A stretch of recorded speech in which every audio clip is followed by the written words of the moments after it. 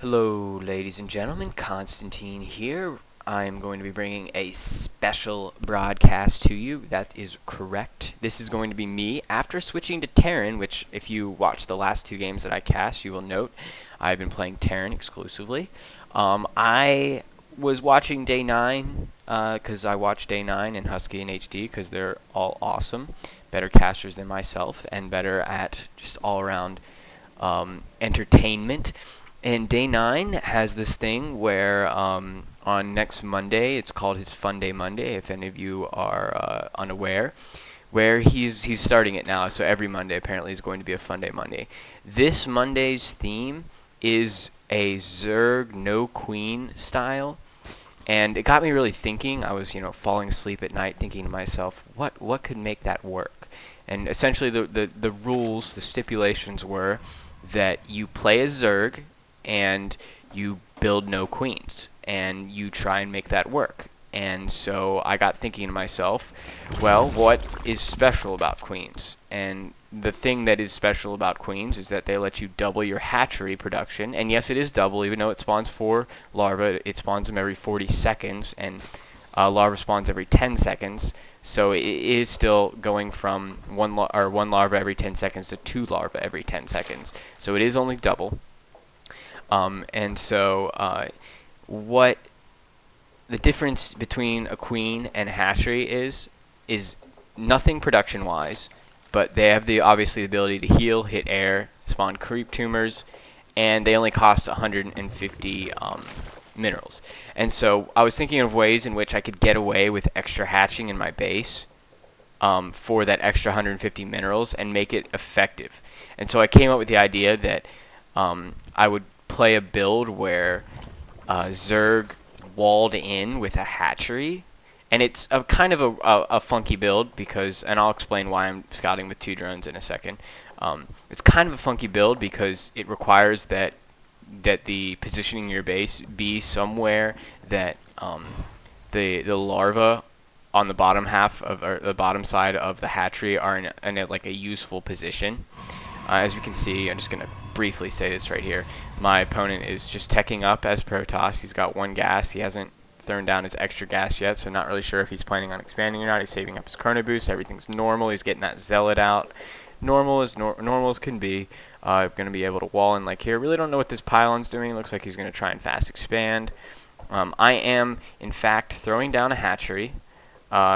He is in my base, so he does see this, so he's a little confused. He's thinking to himself, what the hell? So anyway, the whole idea here is that instead of getting a queen, which as you can see I have no queen, I am being awesome, realizing that there's a hole here that I need to fill eventually. I've trapped this probe from being able to escape. Of course I am losing time on this drone, but so I'm going to build a hatchery here, and this will allow me first to get all the creep I need at my entrance, so that's great. I don't have to worry about getting my creep up there with, creep tumors, which I don't have because I'm not going to be making queens. And going to be throwing down another extractor. Really not making that many units at this point. My opponent, seeing that I've done this weird funky build, has decided to expand. Going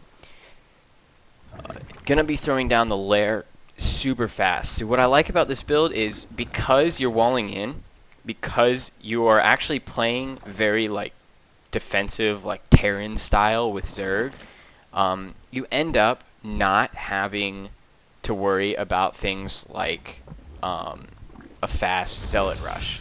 And that is probably the biggest fear as a Zerg player against a Protoss.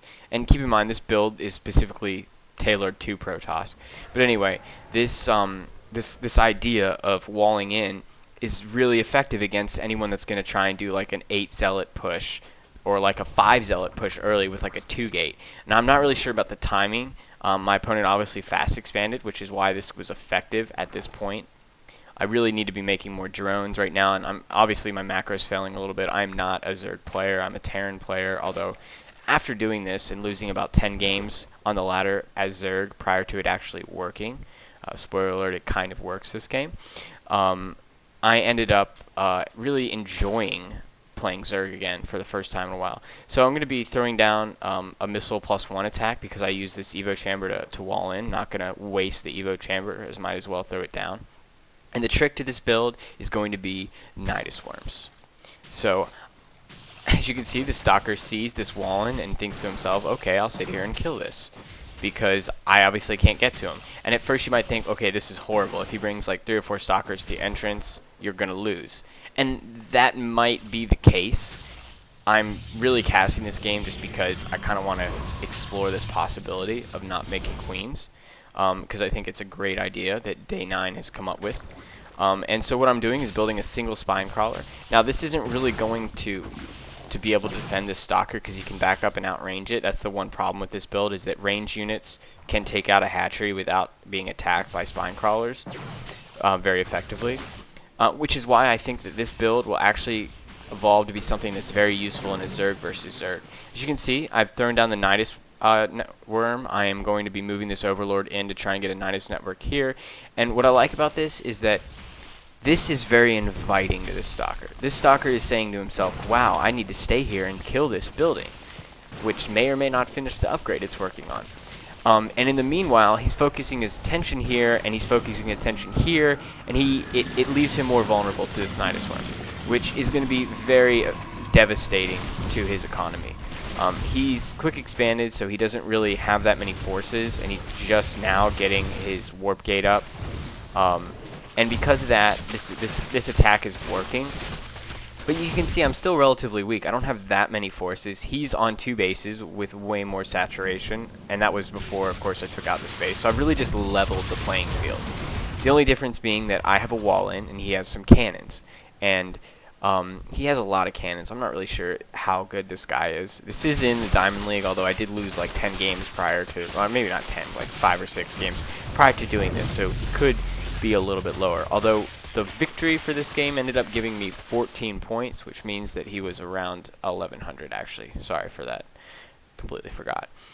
And so what I'm doing is I am going to be Nidus worming to this expansion right here rather than knocking down these destructible rocks, seeing as my forces are just way too busy to work on destructible rocks. So after taking out that base, I just moved